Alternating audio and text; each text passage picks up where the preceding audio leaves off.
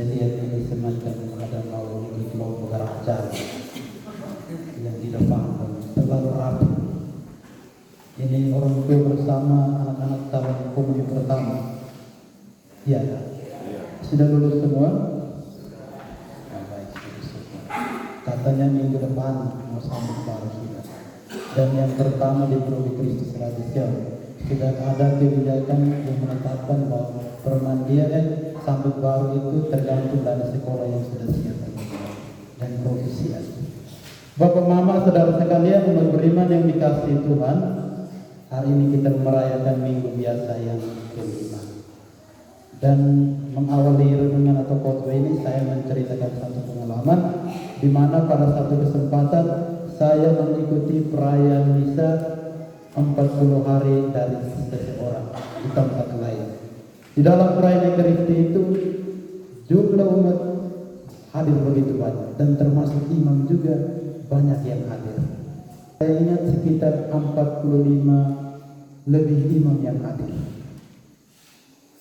Dengan kehadiran banyak imam menjadi bahan pembicaraan umat dan juga pertanyaannya, bisa 40 hari banyak imam. Lalu pertanyaan kemudian, mengapa banyak imam hadir? Mulai sudah jawaban muncul sana sini. Demikian juga para imam juga menjadikan itu sebagai satu bahan pembicaraan. Ada sekelompok orang yang membicarakan bahwa imam yang hadir begitu banyak.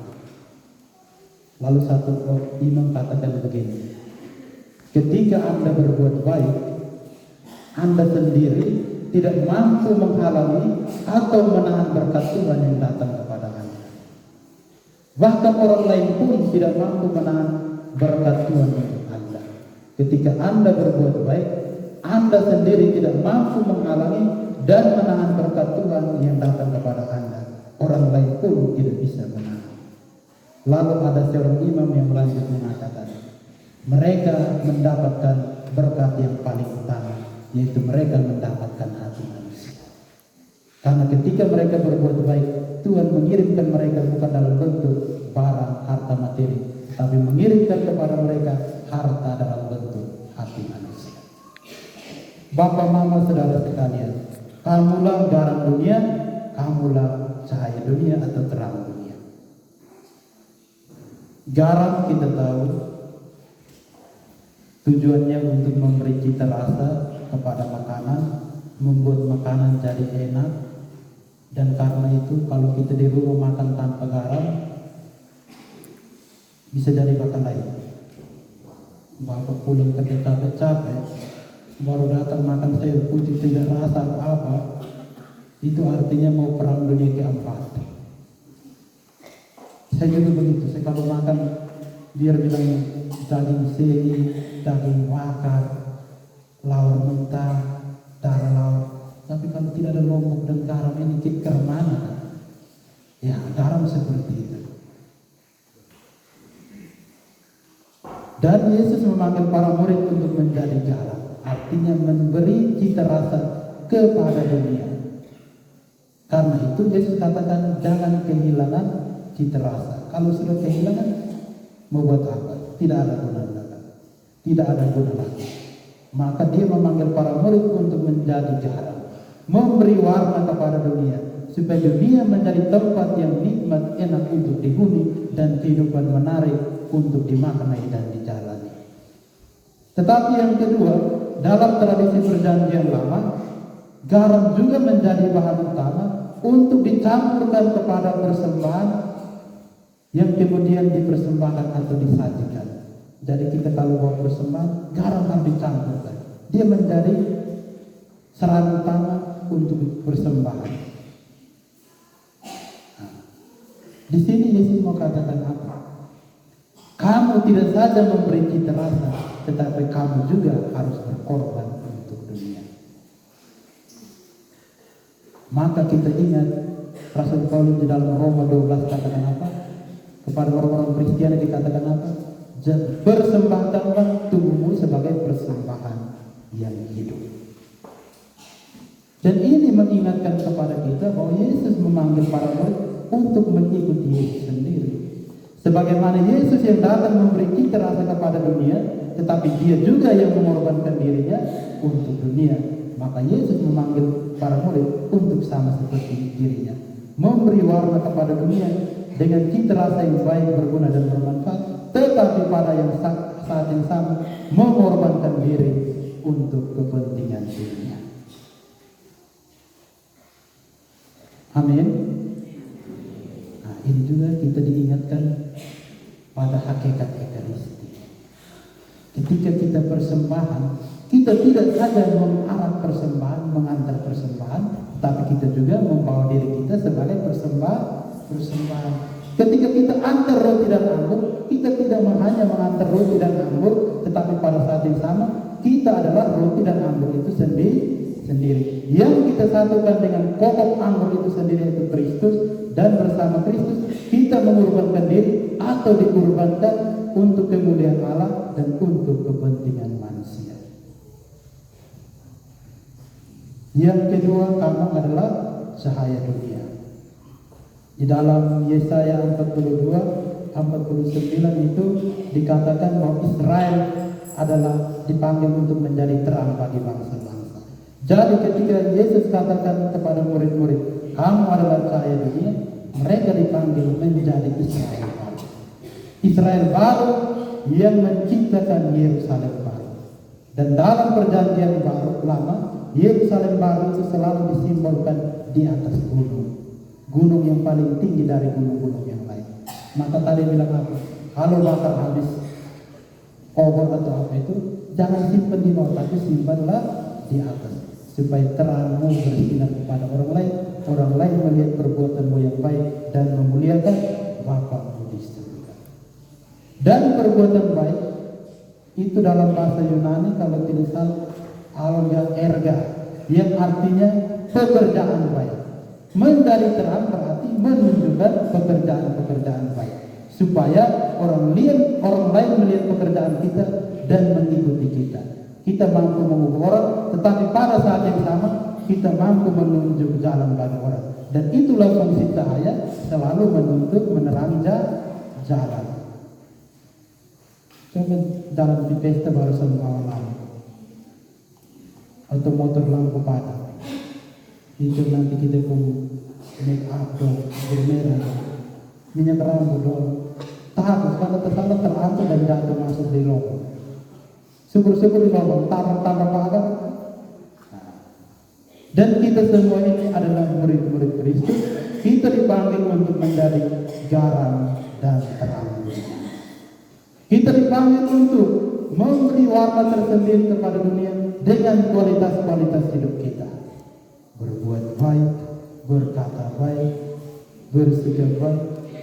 Kita juga mencari cahaya dunia lewat perbuatan-perbuatan baik kita supaya menjadi penerang bagi orang lain. Caranya seperti apa? Tadi dalam bacaan pertama, Yesaya katakan apa? Dia menempatkan 3 hal. Yang pertama, memberi makan kepada orang lapar, memberi tumpangan kepada orang-orang yang tidak memiliki rumah, dan memberi pakaian kepada mereka yang tak memiliki. Singkatnya, kita dipanggil untuk melakukan karya belas kasih, karya amal kasih. Pertanyaan kedua, kepada siapa? Siapakah yang perlu di tindakan-tindakan kebaikan kita menjadi garam dan terang untuk dunia? Jangan langsung bangun pikir bahwa orang di panti asuhan terkena bencana. Tidak. Paling pertama itu di dalam keluarga. Apakah keluarga itu orang-orang kaya, miskin? Siapa yang membutuhkan makanan? Otomatis istri dan anak. Siapa yang membutuhkan pakaian? Otomatis anggota keluarga. Siapa yang menangis? Otomatis anak. Jadi ketika kita membutuhkan sesuatu dan kita hanya mendapatkannya dengan bantu orang lain, di situ dalam tanda kutip kita adalah orang miskin, kita adalah orang berkekurangan. Walaupun saya kaya, tetapi saya membutuhkan perhatian dari orang. Perhatian itu menandakan berarti kita ini ada yang kosong, ada yang miskin, ada yang kurang, dan kita membutuhkan yang baik. Karena itu kita menjadi terang dan garam dunia. Pertama-tama jangan ke dalam lingkup individu dulu. Pertama-tama di dalam keluarga sendiri. Tuhan katakan apa? Apa yang kamu lakukan kepada saudaraku yang paling hina ini, kamu lakukan juga kepada aku. Terus siapa yang tidak hina? Di dalam keluarga siapa yang tidak hina? Siapa yang tidak butuh makanan? Siapa yang tidak butuh minuman? Siapa yang tidak butuh pakaian? Siapa yang tidak butuh ini hidup bahagia? Itu tanda kehinaan manusia. Dalam tanda kutip, selalu ada yang kurang, ada yang miskin, dan harus dipenuhi dari luar. Maka kita dipanggil untuk menjadi garam dan terang dunia. Pertama-tama di dalam keluarga, baru setelah itu menuju lingkup yang lebih luas. Bapak Mama, saudara sekalian, umat beriman yang dikasihi Tuhan, pada akhirnya kita tetap dituntut untuk bersaksi, mewartakan, yaitu menjadikan diri sebagai garam dan terang dunia, terlepas dari segala keterbatasan dan kelebihan kita. Rasul Paulus saja katakan, aku datang kepadamu dengan segala kelemahanku dan dengan gentar dan takut. Ajaran dan pemberitaanku tidak dengan kata-kata hikmat yang meyakinkan, tetapi semua dilakukan keyakinan di dalam kekuatan Roh, supaya kamu tidak beriman bergantung pada kekuatan manusia, tetapi pada kekuatan Allah. Baca yang kedua. Artinya apa? Kita semua memiliki sesuatu yang bisa kita beri untuk orang lain. Maka ada ungkapan begini, tidak semua orang punya memiliki gaji, tapi pasti memiliki rezeki hidup. Tidak semua orang menjadi PNS, tapi dia pasti memiliki rezeki. Tidak semua orang jadi pemimpin, antara pemimpin agama, adat, pemerintah, tetapi dia pasti memiliki rezeki. Tidak semua, tapi pasti rezeki. Karena apa? Tuhan menciptakan kita tidak dengan dalam keadaan nol bawah. Pasti ada sesuatu yang sudah menjadi rezeki kita, dan gunakan rezeki itu untuk berbuat baik, untuk menjadi garam dan terang dunia. Maka ada seorang penyair yang katakan begini, ketika aku merasa miskin dan memimpikan hidup kaya dengan memiliki materi yang banyak, aku lupa bahwa hidup itu sendiri adalah kekayaan. Ketika aku merasa gagal, kecewa, aku lupa bahwa nafas kehidupan yang Tuhan beri itu sendiri adalah keuntungan. Maka gunakan itu untuk berbuat baik. Yang terakhir, bahwa kita pada akhirnya disadarkan, kita hanyalah garam dan terang. Artinya kita hanyalah alat dan bahan. Pemiliknya, pengolahnya adalah Tuhan sendiri. Maka bukan aku, kamu yang memilih aku, tapi akulah yang memilih kamu. Kita hanyalah sarana. Dan karena itu sebagai sarana, kita diingatkan oleh Rasul Paulus selalu bergantung pada Tuhan, supaya kamu tidak iman dan tidak bergantung pada kekuatan manusia, tetapi pada kekuatan Allah. Yang kedua, supaya apa yang selalu kita lakukan di dunia ini selalu juga berorientasi tujuan kepada kemuliaan Tuhan sendiri. Hendaklah terangmu bersinar di hadapan orang baik, perbuatanmu dilihat banyak orang baik, supaya mereka memuliakan Bapamu yang di surga. Saya lebih takut saya hilang dari Tuhan dan sesama daripada Tuhan dan sesama yang hilang dari saya. Saya lebih takut saya yang hilang dari Tuhan dan sesama daripada Tuhan dan sesama yang hilang dari saya.